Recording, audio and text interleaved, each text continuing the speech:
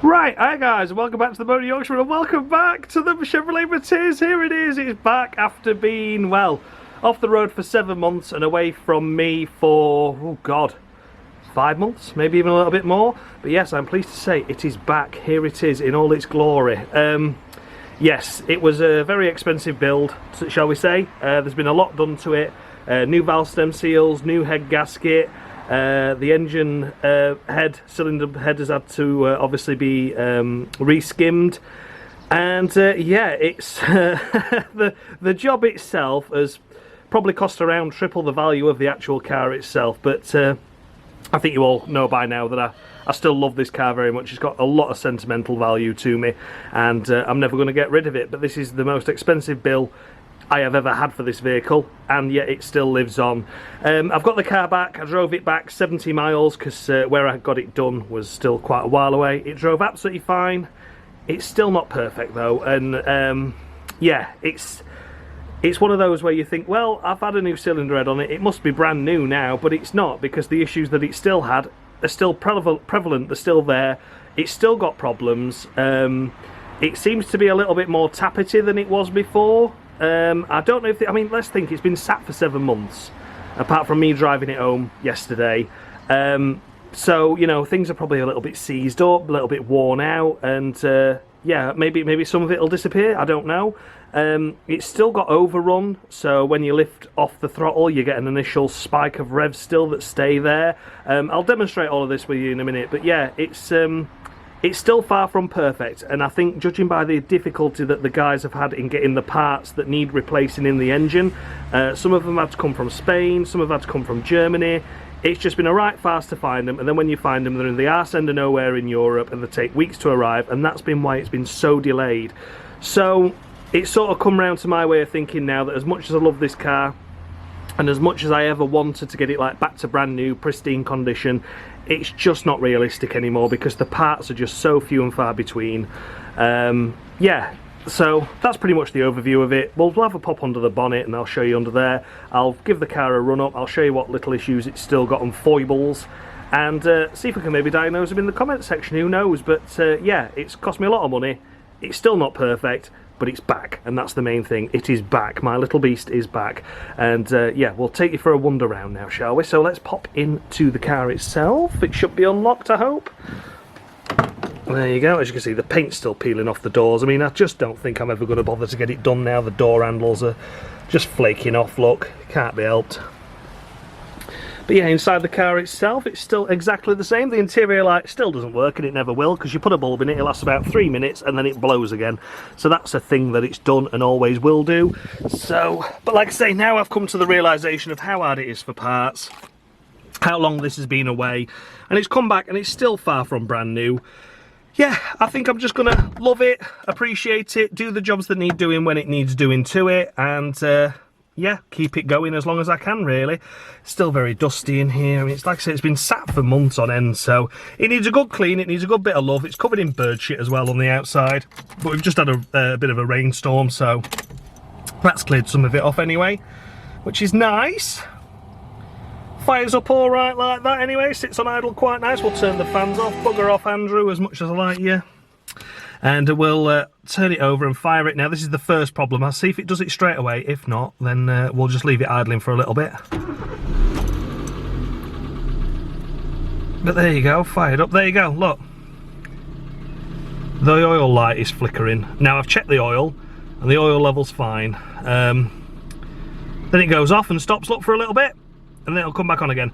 It's a weird one, that. That did used to do it before I took the car away, before it got rebuilt, and it's still here, so I don't know what that is. Like I said, the oil level is fine. It's not like it's just minimal on you know, it's not just minimum. It is got a good, it's in between full and minimum, so it's exactly where it should be.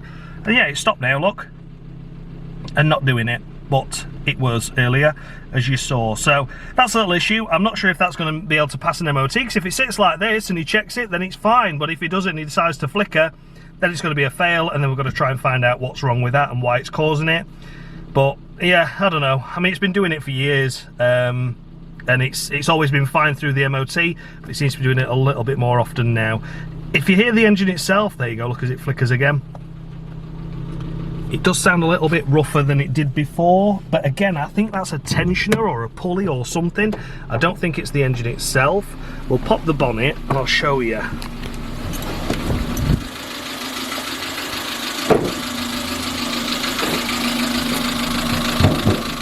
Go around to the front. There you go, look, this is the engine. I don't know if you can hear that, maybe it sounds a bit more tappy, or maybe it's just because I've not had the car for a while.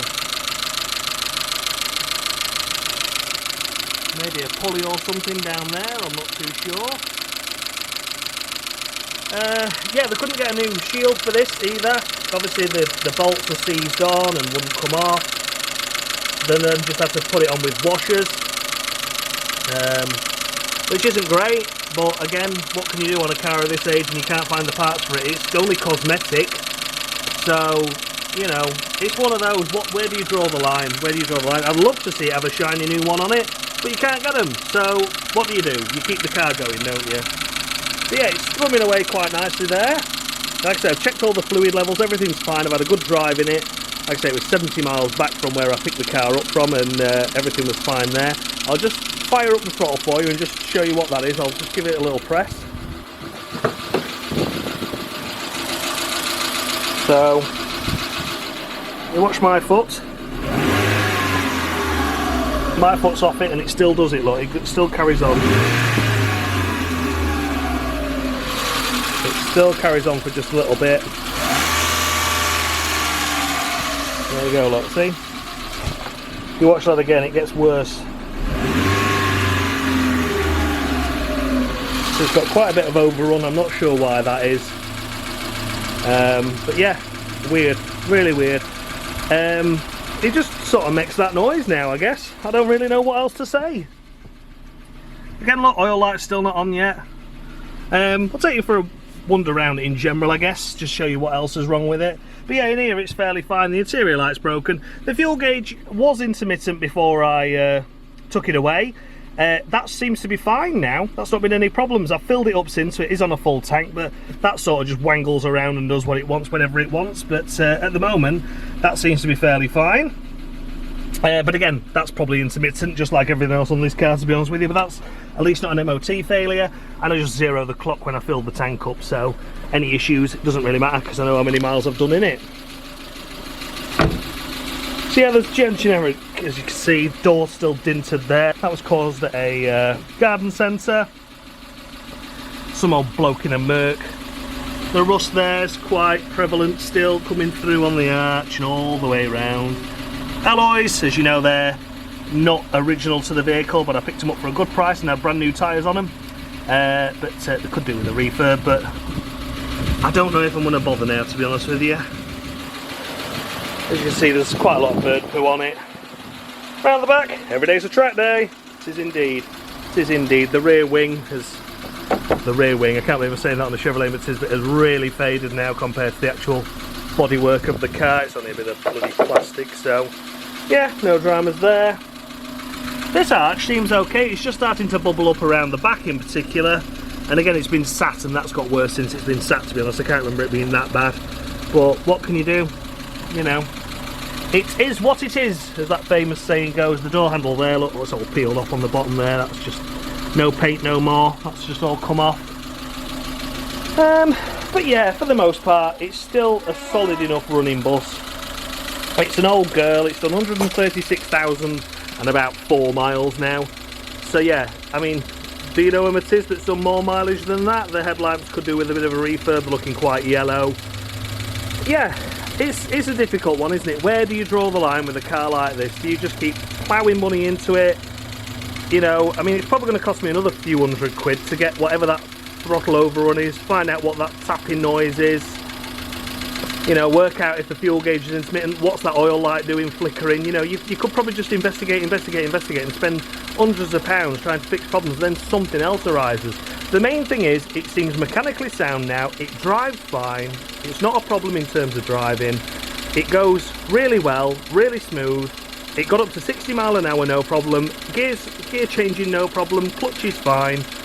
You know, there's plenty of life on the tyres, the brakes have been done, we've of course had the fight with the wheel bearings, but they seem to be stable at the moment, so, you know, where do you draw the line with a car like this? You know, cosmetically it's not great, maybe mechanically there's something going on, but it's not desperate. I don't know. Let me know your thoughts and feedback down in the comment section. What would you do if this was your car? I mean, I don't think you'd have probably spent the amount of money I've spent on getting this cylinder head redone, to be honest with you, and getting new valve stem seals and getting a new head gasket on it. I don't think anyone would have done that. I think they'd have called it a day. But, you know, if you've got this car as it is now, what would you do with the problems that it's got?